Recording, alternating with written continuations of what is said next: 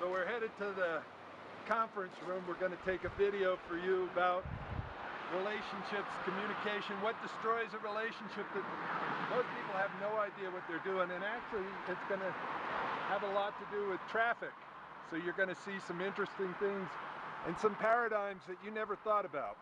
And we're going to tie in what road rage has to do with destroying most relationships. So let's hop in the car and head to the meeting room.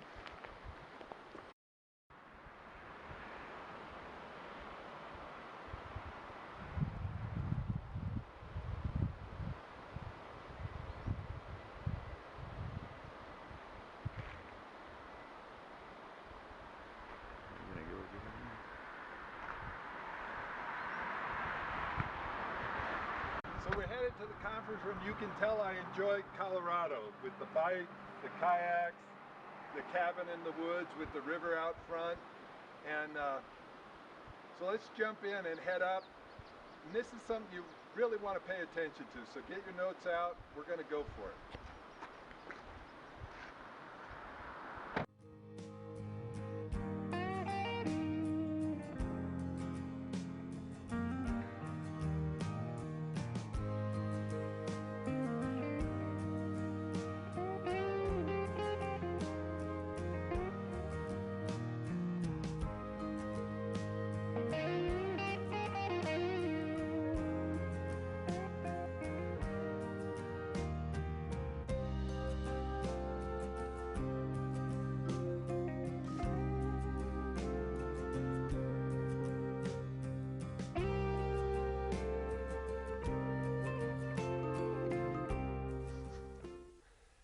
Okay, good. Now we're at the conference room and we're going to cover something that I consider really important, like why your lover doesn't listen to you anymore.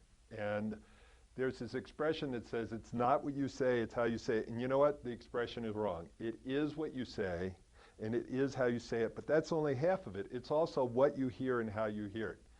So most relationships don't end because of a lack of love. They end because people run into problems that are bigger than their skills. And I'm going to tie this all in with this example that I teach actually when I teach inmates communication skills in prison, and it's about road rage. So how does road rage and relationship communication fit together? This one is important. So if you think about it, I used to live out in California, so I call this my LA story. And if somebody cuts you off on the highway in LA, what do people feel first? Most people say, when I ask them, they feel angry. By the way, you'll see some interesting spelling here, so I'm a very creative speller.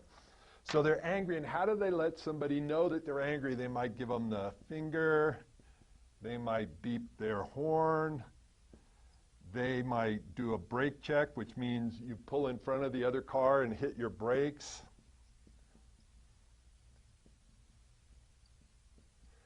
You can tailgate. I've had some inmates say that they actually pull out a gun. And by the way, the part of the thing I want to tell you is in working with inmates is if it works with inmates, it's probably going to work with your relationship with your people. So if you look at this, all of these have something in common, and I'm going to get into that in a second. Now, let's shift gears, and I'm going to come right back here. If you're in the car and you have kids in the car, what's the first feeling that comes up? Most people, what they say is fear, and what their need is their need is for safety. Hopefully I've spelled that right. And if you think about it, if you're feeling fear and you need safety, what are some of the things you can do? You can pull over, you can dial 911, you can take a breath,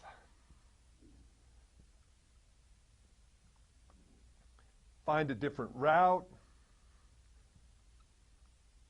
new route. You can actually beep your horn, but beep your horn not as aggressively, but just to let them know you're there. So here's the important thing I want you to think about and how this all ties in, and it's going to tie into relationships in a second. So This anger is a secondary emotion. If your fear is a primary emotion.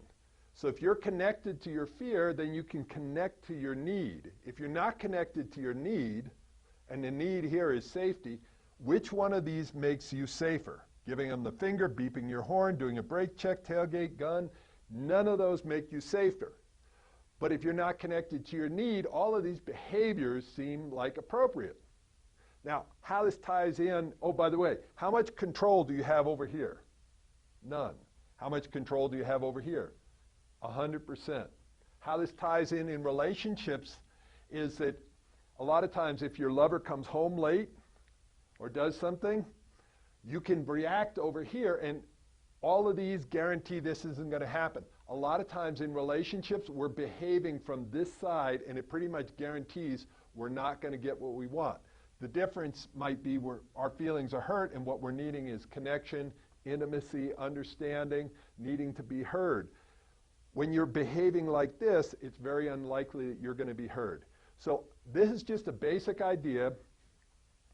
When we get into it more in the next videos. So what I want you to do is, if this kind of opened up your eyes and you want to learn how to take this and apply it to relationships, what I want you to do is opt in. So what you're going to do is put your name and your email in somewhere, probably over here, and you're going to get emailed the next video. The next video is going to take this model and look at how does this apply directly in relationships. I enjoyed making this very short video for you.